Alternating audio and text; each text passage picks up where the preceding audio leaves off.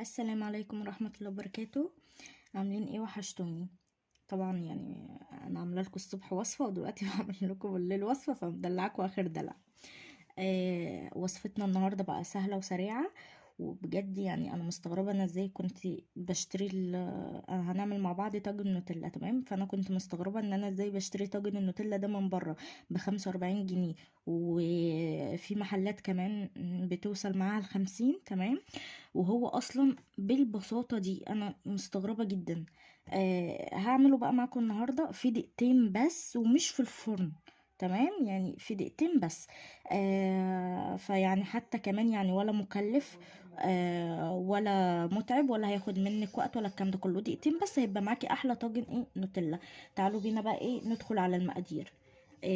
معايا هنا بضاية، وعليها بضايه، وعليها ايه ذرة فانيليا. تمام، ومعايا 3 معالق زيت، ومعايا كمان 3 معالق لبن، ومعايا 3 معالق دقيق، وعليهم اهي ربع معلقة صغيرة بيكنج باودر. وما تبلغيش في كمية البيكنج باودر عشان خاطر ما ينفش معاك الكيك ويخرج بره الطاجن اللي هنعمل فيه. ومعايا معلقة كاكاو، ومعايا 3 معالق سكر حبيبات. تمام، وبالنسبة للمعلقة اللي عايرت بيها اهي، المعلقة دي انا استخدمت معلقة الاكل الكبيرة دي، بس البيكنج باودر ربع معلقة صغيرة مش كبيرة. تمام، تعالوا بينا بقى ايه ندخل على المقادير ونشوف هنعمل ايه. بس بصوا، مبدئيا كده انا ما عنديش بصراحة الطاجن الفخار اللي بيتعمل فيه، فقلت مش هغلب، فجبت دي بولة بايركس. تمام، هعمل فيها، لان انا بصراحة ما عنديش طاجن فخار. كان عندي واتكسر، البركة في مروان، فحاليا ما عنديش، فمش هنغلب. تمام، تعالوا بينا بقى ايه ندخل على الوصفة ونشوف هنعمل ايه. بصوا بقى يا بنات هنعمل ايه. هحط هنا في البولة البدارة عفوا البضاية بذرة الفانيليا. تمام، وهحط عليهم السكر الحبيبات، وهبتدي بقى اقلبهم مع بعض كويس جدا لحد ما يندمجوا مع بعض. تمام، انا مش حاطه سكر بودر، ده سكر حبيبات. بصوا بقى يا بنات، انا هنا قلبت كويس لحد ما السكر داب الى حد ما. تمام، انا بصوا كل المقادير اللي معايا في الفيديو النهارده كلها بدرجه حراره الغرفه، يعني انا مطلعاها قبلها من شويه قبل ما اشتغل في الفيديو كده عشان تبقى بدرجه ايه حراره الغرفه. تمام، هنزل بقى باللبن، 3 معالق كبار لبن، وهنزل كمان بال3 معالق زيت، وهقلبهم مع بعض. بصوا بقى يا بنات، هنا بعد ما ضربنا البضايه بالفانيليا بالسكر، وحطينا اللبن وحطينا الزيت، هنزل بقى بمعلقه الكاكاو. تمام، وهنزل بال3 معالق دقيق، وعليهم ربع معلقه صغيره بيكنج باودر. وزي ما قلت لكم ما تبالغوش في كميه البيكنج باودر عشان ما ينفش معاك الكيك ويطلع بره الطاجن. هقعد كده اقلبهم لحد ما يبقى الخليط كله يمتزج مع بعضه، وما يبقاش فيه اي تكتلات دقيق او كاكاو في الخليط. بصوا بقى يا بنات، كده ضربت الخليط اهو مع بعضه تمام لحد ما امتزج خالص، وده القوام بتاعه اهو. تمام، بصي بقى، لو عندك طاجن فخار مش هتدهنيه اي ماده دهنيه. تمام، ما عندكيش وهتعملي في حاجه زي كده ادهنيه، والمقدار ده هيطلع معاكي هو يا دوبك طاجن واحد. تمام، انت عايزه مثلا يعني هيطلع معاكي طاجن واحد وهيتبقى منه شويه صغيرين. انت لو عايزه تعملي 3 طواجن مثلا، اعملي ضعف الكميه دي مره واحده هيعملك ال3 طواجن. دلوقتي بقى هفضيه هنا. تمام، ثواني اجيب المعلقه.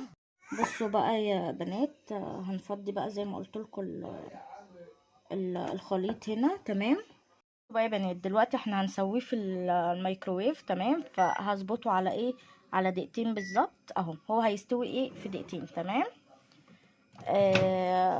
بص بقى، هحط بس الخليط كده وابتدي ايه اشغله. بعد الدقيقتين هتطلعيه وتختبريه بخلة الاسنان، تمام. و... وتشوفيه استوى ولا ايه. وكان لسه مستويش دخليه 30 ثانيه كمان، بس هو هيطلع ان شاء الله باذن الله مستوي. دلوقتي بقى لو ما عندكيش مايكرويف عشان برضو ما تحتسيش وتقولي انا ما عنديش ومش هعمل وكده، سهل جدا. هاتي حله، حطي فيها شويه ميه على النار وخليها تغلي، تمام. وحطي فيها الطاجن بتاعك وغطيها برضو دقيقتين او 3 دقايق، هتبصي تلاقيه استوى معاكي وبقى زي الفل. دلوقتي بقى ايه، استنوني بقى ايه اما اخرج الخليط وشوفوا شكله. بصوا بقى يا بنات، ده شكل الخليط بعد ما خرج اهو من الفرن، تمام. واتاكدت اهو بالستيك ان هو ايه، ما فيهوش يعني ان هو مستوي، مش اللي هو لسه عايش شويه كمان، تمام. هسيبه بقى يبرد شويه صغننين، مش يبرد خالص، شويه صغيرين، لان طاجن النوتيلا ده بيتاكل هو دافي. بصوا بقى يا بنات، الطاجن بعد ما دفي شويه، تمام. هنعمله، هنخرمه كده زي ما بيقولوا بالستيك، تمام، كويس جدا. وهنسقيه بخليط ربع كوباية مية، عليها معلقتين كاكاو محلى. انا طبعا ما عنديش كاكاو محلى خلص، فمش هنقف على حاجة، حطيت معلقة نسكويك.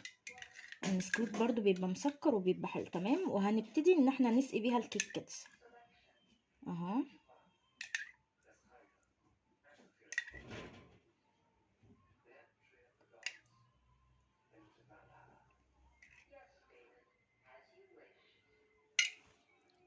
بصوا بقى يا بنات، بعد ما سقينا الكيك هنعمل ايه، هنجيب نوتيلا، تمام، ونفضيها كده على الوش. لو النوتيلا معاكي جامده، مش ماسكه نفسها يعني، مش سايله كده، خففيها بمعلقه صغيره زيت، تمام. وهنبتدي بقى ايه، ندهن بيها الوش. بصوا بقى يا بنات كده، بعد ما حطيت النوتيلا هزينها بشويه بندق كده مكسرين، تمام.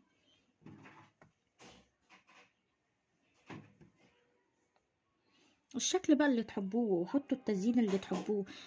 ممكن كمان تحطوا بسكوت اوريو، يعني اللي تحبوه. ممكن تحطوا على الوش زبدة لوتس، تعملوا بيها اشكال كده على الوش. ممكن كمان تحطوا كراميل، يعني اللي تفضلوه، تمام. انا بصراحة يعني قلت ايه، اخلي تزيينها بسيط علشان خاطر لو في ناس ما عندهاش حاجات كتير تزين بيها، تمام. وبصوا بقى، دي طبعا الشوكولاتة اللي عبد الله كان جايبها لي. هنفتح كده واحدة، ويا اما تحطوها سليمة كده، يا اما تكسروها. انا هكسرها ايه، هكسرها 2، تمام.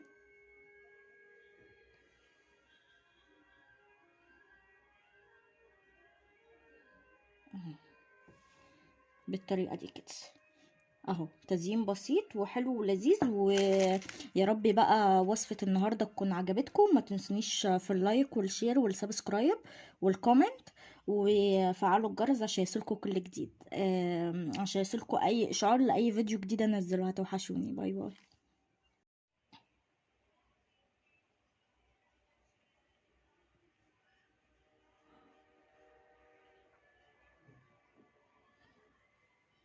بصوا بقى يا بنات، انا مرضيش اقفل الفيديو الا لما اوريكم شكل الكيك من جوه. بصوا، بصوا بقى، بصوا الجمال،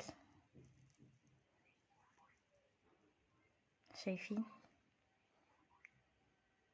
لا بصراحة يعني تحفة. ولا ولا الريحة كمان تجنن. جربوا الطريقة دي، وزي ما قلت لكم هي دقيقتين في الميكرويف، او ربع كوباية مية في حلة على النار، واول ما تغلي توطي عليها وتحط الطاجن بتاعتك وتغطيها وتسيبيها تستوي. هتستوي برضو في دقيقتين 3 دقايق، كبيرها قوي 5 دقايق، تمام. بس هي مش هتكمل طبعا ال5 دقايق. فوصفة مش هتاخد منك الا دقيقتين بس، ومش متعبة ومش مكلفة. واتمنى بقى ايه تكون الوصفة دي عجبتكم. باي باي.